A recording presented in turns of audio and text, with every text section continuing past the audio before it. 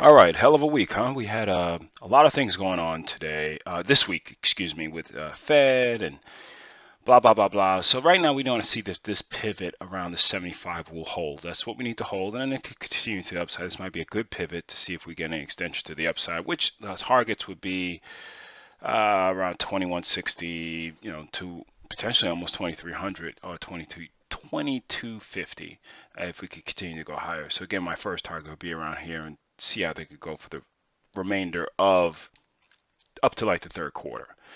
Um, so far it's looking good. Again, the Nasdaq looked like some stuff probably went on sale. And there are the reweightings this week, so we got to see what happens. But again, I don't want to get bogged down with saying because there's gonna be stuff every week. But continuing from, again, looks like a really good, if you got in here, you pretty much got your stop at break even, or you probably put it, a couple bars back and go from there. But it's still looking okay. I mean, it's still looking okay, but it did sell off into the close. But again, that's fine. They didn't pull the wool off that badly. These are the futures. They are live. So again, you saw this little pullback from the high. We would have liked to, it to be in the last or the furthest quarter of the price action, to be in the highest quarter, close there, so we could really see a good pop.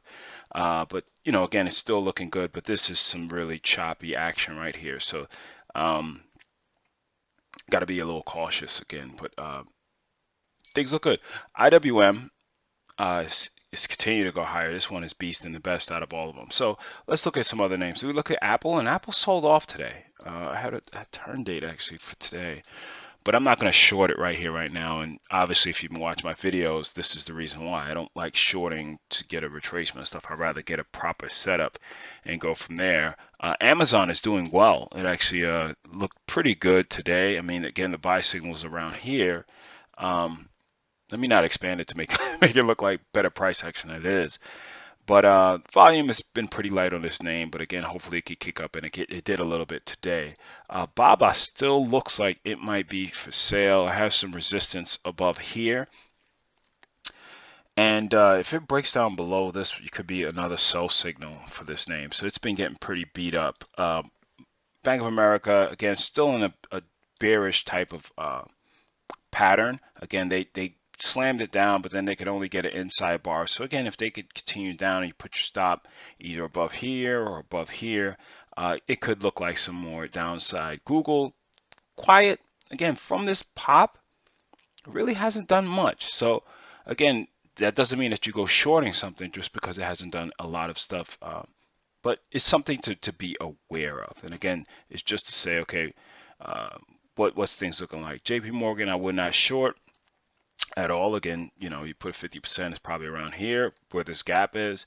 That's you just wait for a better setup. Baseline, it says an update, but that's because it gapped, but it faded all day. So let's look at like a 15-minute or something, and you can see that it just faded. It just, from the first 15 minutes, it's just faded all the way down. So you would have kind of want some pop up on that name, and you got Netflix. I think I did already. No, Netflix, I might short this thing. It has come down really hard, and its volume has been anemic. So we'll see what Monday brings for Netflix. But I mean, I'm not saying it's going to fill a gap, but it's been having gaps galore. So I will, see what's going on with this name. Tesla. Tesla, again, it's just an inside bar, but still showing relative weakness, man. I mean, it's still showing that weak nature. It's been grinding sideways for a little bit, but you still have the lower highs. So you have to respect that the highs are getting lower, and eventually when it breaks this level, which, you could say it tested 1, 2, came back a little bit, 3. If it goes a fourth time, it's over. So, and USO popped up, of course, because crude has popped up a little bit. But again, we will not forget the trend, gentlemen and ladies. So basically, I shorted around here, got out when the Fed did their, they did their move, and that was all Fed manipulation, which again, like I said, is par for the course with the market that we're in. Let's all be real here. And things are still looking in a downtrend. So I would not be trying to guess tops at all. That's just a sucker's bet. And I think that Yahoo might look a little bit for sale too.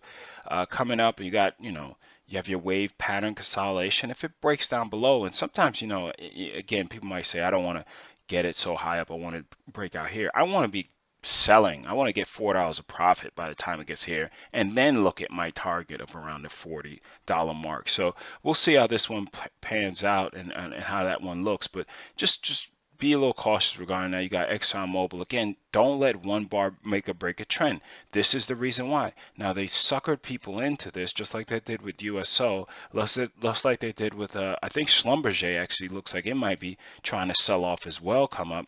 I mean, these things, you get one bar, people are, oh my God, one bar, maybe previous support, one bar, I'm going to take the high. Yeah, I mean, I guess you trade the retracements, but I'm looking not to fight the current. I'm looking to swim with the current. So let's see what next week will bring, and take care. If you kept your powder dry, you could be in a much better situation than a lot of people will not admit. All right, take care.